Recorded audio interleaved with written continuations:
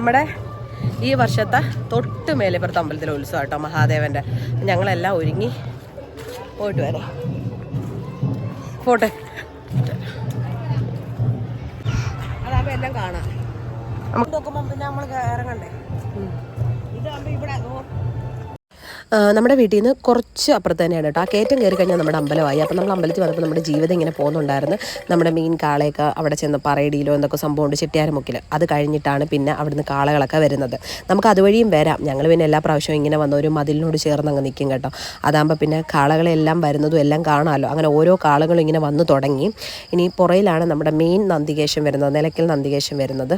ഈ കാളയെ അവരെടുത്തിട്ട് പഞ്ഞിക്കിടുമായിരുന്നതാണ് തോന്നുന്നത്. കാരണം കാള മറിഞ്ഞു പോകേണ്ടതായിരുന്നു, ആ ഒരു അവസ്ഥ ആയിരുന്നു. പിന്നെ ഞങ്ങളിങ്ങനെ മതിലൊക്കെ കയറിയിരുന്നു. ഇതാണ് നമ്മുടെ നന്ദികേശൻ, മെയിൻ കാള ഇതാണ്, നിലയ്ക്കൽ നന്ദികേശൻ.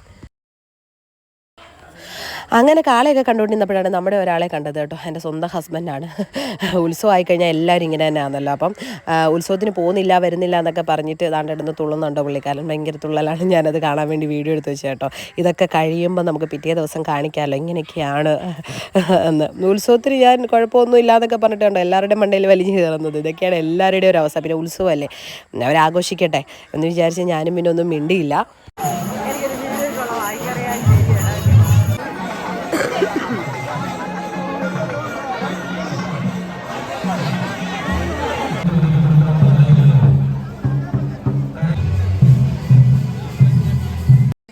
അങ്ങനെ ഞങ്ങൾ എല്ലാ പ്രാവശ്യവും വന്നാൽ ഇങ്ങനെ ഒരു മതിലിനോട് ചേർന്ന് അങ്ങ് നിൽക്കും കേട്ടോ. കാരണം ഇവിടെ കാളയൊക്കെ കുറച്ച് കഴിയുമ്പോൾ കൊണ്ടുവരും. അപ്പോൾ ഞങ്ങൾ ഇവിടുന്ന് പിന്നെ ഇച്ചിരി കൂടെ കഴിയുമ്പോൾ അങ്ങോട്ടൊക്കെ ഇങ്ങനെ പോയി ഒന്ന് റൗണ്ട് ചെയ്ത് ഒന്ന് ചുറ്റി കണ്ടിട്ടൊക്കെ വരും. അപ്പം ഞാൻ അമ്മയോട് പറഞ്ഞപ്പോൾ ഞാൻ നിൽക്കുന്ന ഒരു ഫോട്ടോ എടുക്കാൻ പറഞ്ഞപ്പം പുള്ളിക്കാരി എടുത്തു വെച്ചതാണിത്. പിന്നെ നമ്മൾ ഇവിടെ നിന്ന് കുറച്ചിങ്ങനെ കണ്ടപ്പം അവിടുന്ന് 2-3 കാള വരുന്നുണ്ടായിരുന്നു. പിന്നെ ഡ്രംസ് ഉണ്ടായിരുന്നു.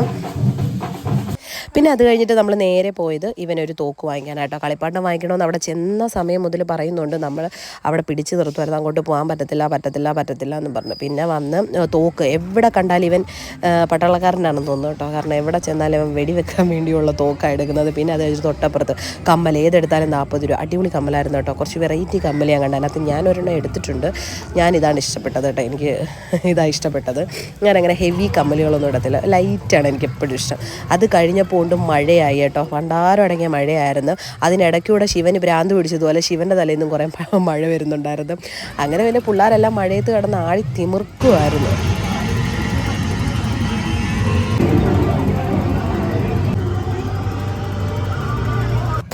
അങ്ങനെ പിന്നെ മഴയായപ്പോഴത്തേക്കും എല്ലാവരും കൂടെ നമ്മുടെ ഈ കളിപ്പാട്ടക്കാരൻ്റെ ആ ഒരു ഭാഗത്തോട്ട് കയറി നിന്ന്. ഞാൻ പിന്നെ കുറച്ച് വെളിയിലായിപ്പോയി. കുറച്ച് തലയിലൊക്കെ മഴവെള്ളം വീണ് കേട്ടോ. പിന്നെ ഉത്സവമല്ലേ, എല്ലാവരും രസമില്ലയോ എന്ന് വിചാരിച്ച് പിന്നെ തിരിച്ചു വന്നപ്പം കുറച്ച് വാഴയ്ക്ക ബജ്ജിയൊക്കെ വാങ്ങിച്ച് ഞങ്ങൾ നേരെ വീട്ടിലോട്ട് പോയി. കഴിച്ചു നോക്കി എങ്ങനെയുണ്ടെന്ന് പറ. ആദ്യക്കൂട് അത് സോസ് വരട്ടിയാടാ. എങ്ങനെയാണെന്ന് പറഞ്ഞേ? എങ്ങനെയുണ്ട്? എന്താ ചൂടടി.